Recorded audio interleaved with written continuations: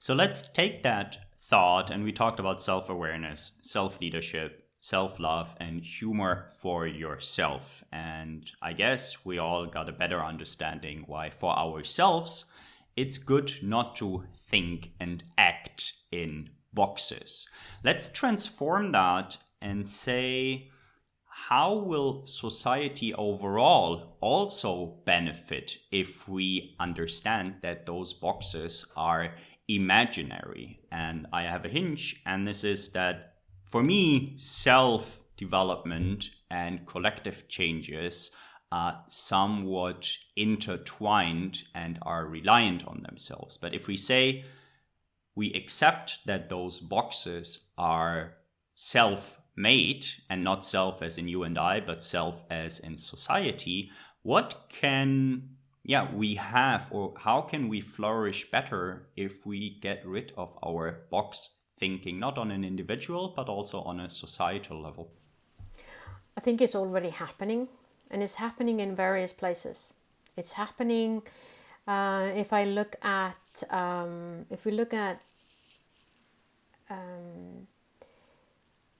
if we look at, for example, if you take the journey, the customer journey, when you are, you're a business, you have a business, and you're selling a product to your clients, a customer journey. Today is quite a common thread to use the omni-channel, what it's called, meaning it touches on everything. The customer is there, and what the customer needs to be in every single angle of the customer journey for that product and that service and that brand to stand out for the client. That means today also that so many of the ways that we are used to do marketing research, by saying age group, race, religion, what has this person, the marital status, and etc., etc., all the common thing that we have been using, that is all changing. That is all changing, because even though you can find very, very different persons in the same age group, with the same background, with the same race or same gender, but they as individual are totally different. So we're seeing that even those metrics that we have been using, that is changing dramatically. And as we want, obviously, business-wise, we want to be able to reach out to our clients, and that our clients are faithful to our brand, whatever the brand is, whether that is you as an individual or your company brand, that you start to think then differently. And that means, that is just one thing that I'm seeing is already happening. Another thing that I also see is happening, and that is this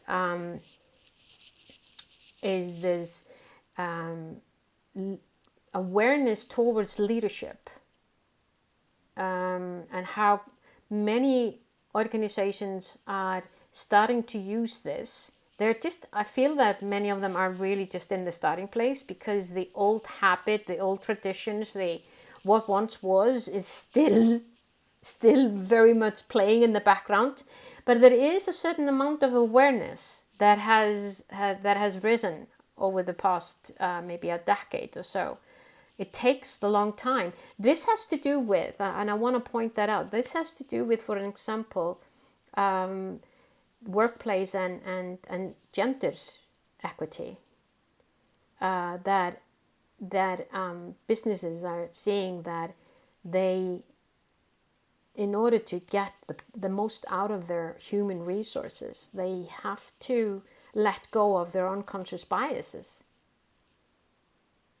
And not, that many women, as an example, that have gone into the past decades, more women coming into the workplace, and there are more women in leadership roles, although they're not enough, but they're more than there was maybe 5 decades ago. That unconscious biases are being a topic that I see more and more organizations are at least willing to tackle a tiny bit. I'm not saying that they're fully in there, but at least it is a topic they are willing to talk about to a certain extent. And I think that topic, opening up for our unconscious thoughts and reactions and our unconscious biases, is what the boards, the executive teams, the leaders out there need to be more aware of. Because we will, as human beings, we will judge another person by their looks, by whatever it is from that, and it is from our background, it is from who we are and what we're used to. And just being aware of that, taking the leadership, self-leadership of changing that, not to beat up the earlier version of ourselves and just laugh at ourselves when we think that a man can't be a caregiver and a woman can't be a world leader. Those are the things that we really need to think about. Because if we are, as I believe this very firmly, that if we are, it doesn't matter if you have a company of 10 people or you have a company of 1,000 people. If you're going to continue doing as you have been doing, you're not getting the most out of your people.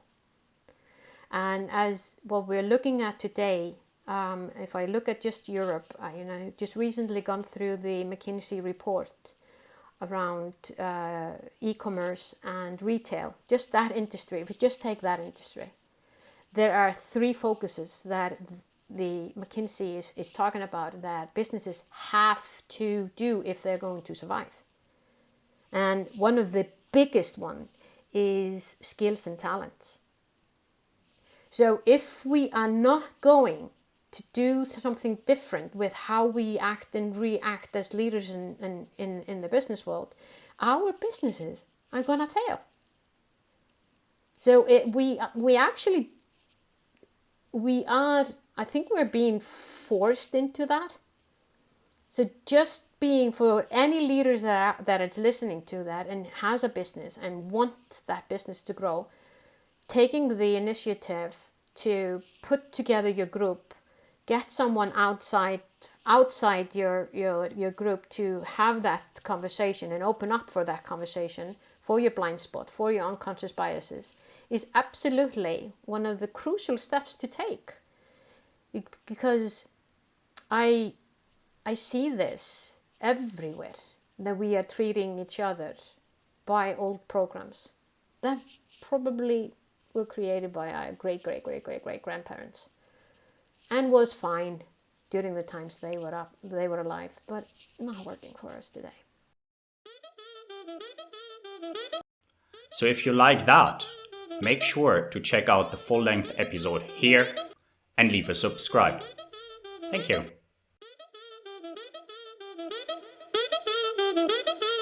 Do more of what makes you happy.